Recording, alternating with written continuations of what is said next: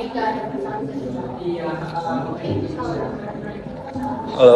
everyone. Perkenalkan, nama saya Hasbil Haq, mahasiswa semester 5 dari program studi Teknologi Rekayasa Logistik. Di mana di sini saya akan menjelaskan sekaligus sedikit memaparkan mengenai Enterprise Resource Planning atau yang biasa kita tahu itu ERP. Nah, saya mungkin akan menjawab 5 pertanyaan yang sudah ditugaskan kepada saya. Nah, mungkin langsung saja kita bahas dari nomor 1.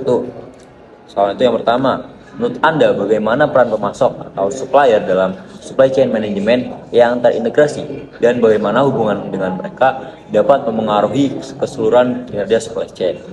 Nah, jadi menurut saya pemasok itu titik awal dari supply chain.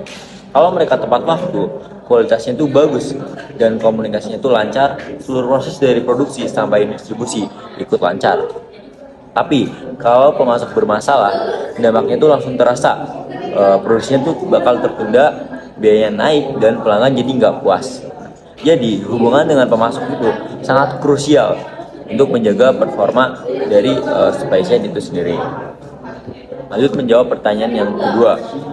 Menurut Anda, uraikan proses utama dan aktivitas apa saja yang dijalankan dalam integrated SCM, mulai dari perencanaan, pengadaan, produksi, distribusi, hingga pengelolaan layanan pelanggan. Jadi menurut saya integrated supply chain management mencakup yang tadi udah disebutkan 5 proses utama yang saling terhubung. Di mana pertama itu perencanaan, yaitu menentukan kebutuhan material, kapasitas, dan jadwal produksi. Yang kedua untuk pengadaan atau procurement, yaitu pemilihan tahapannya itu mulai dari pemilihan vendor, negosiasi, dan pemesanan material. Lalu yang ketiga, produksi atau yang biasa kita tahu itu manufacturing, yaitu proses mengubah material menjadi barang jadi. Yang keempat ada distribusi, yaitu mengirimkan produk ke pelanggan secara cepat dan efisien. Nah, yang kelima atau yang terakhir yaitu layanan pelanggan atau yang sering kita dengar itu garansi, yaitu memastikan pelanggan puas memberi. Kita dapat juga informasi dari si pelanggan dan kita menangani komplain dari si pelanggan. Jadi semua proses itu harus sinkron agar aliran barang dan informasi berjalan dengan lancar. Nah, menjawab pertanyaan yang ketiga, menurut Anda bagaimana cara kerja teknologi informasi atau TI dan sistem berbasis perangkat lunak seperti Enterprise Resource Planning atau ERP dapat mendukung pengintegrasian berbagai aktivitas dalam supply chain? Nah, menurut saya TI dan ERP itu berfungsi sebagai sistem yang menyatukan semua data supply chain dalam satu platform. Nah, mulai dari pembelian, produksi, stok sampai distribusi, semuanya tercatat di ERP secara real time. Jadi semacam penggabungan dari semua departemen-departemen jadi satu platform. Nah, dengan sistem yang terintegrasi, perusahaan itu bisa mengambil keputusan lebih cepat, mengurangi kesalahan, dan koordinasi antar departemen itu jadi jauh lebih mudah. Jadi ya, intinya ERP ini membuat supply chain lebih efisien dan transparan. Lalu menjawab pertanyaan yang keempat, menurut Anda jelaskan secara mendasar konsep yang mudah dipahami dan membedakan strategi supply chain management diantaranya make to stock, make to order, engineer to order, dan assembly to order. Jadi dari make to stock itu sendiri yaitu sebuah produksi dulu baru dijual.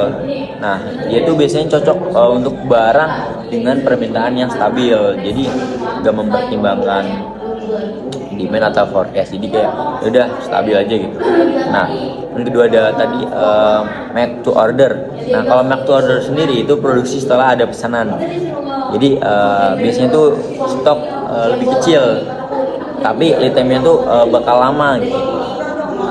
Lalu ketiga tadi ada engineer to order. Nah, engineer to order tuh produk yang didesain khusus atau customerisasi dari si pelanggan atau sesuai sama kebutuhan si pelanggan. Nah, biasanya itu barang itu bakal kompleks atau detail. dan dia juga butuh waktu yang panjang buat pengerjaan, dan juga untuk biayanya itu bakal lebih tinggi timbang daripada strategi yang ketiga strategi yang tadi. Lalu yang keempat ada assembly to order. Nah, biasanya itu dia sebuah komponen yang udah disiapkan dan perakitan dilakukan ketika ada pesanan. Misalnya yang gini, di McDonald itu kan dia orang tinggal pesan, terus si pelayan dia udah langsung menyiapkan gitu, karena barang-barangnya itu udah ada, mereka tinggal menggabung-gabungkan aja dan langsung diberikan ke si pelanggan, customer. Nah, ini tuh lebih cepat, tapi tetap butuh stok komponen yang lumayan. Jadi keempat strategi ini beda dari sisi fleksibilitas, kecepatan, dan kebutuhan stok. Jawab pertanyaan yang kelima. Menurut Anda, sebutkan dan jelaskan langkah-langkah utama dalam implementasi ERP di perusahaan, dari pemilihan vendor, implementasi, hingga evaluasi. Jadi implementasi ERP dimulai dari memilih vendor yang tepat. Lalu perusahaan itu menganalisis kebutuhan, proses bisnis, dan sistem disesuaikan dengan alur kerja yang ada. Jadi setelah itu dilakukan migrasi data, di mana pelatihan pengguna dan uji coba. Jika semuanya siap, barulah sistem dijalankan atau go live.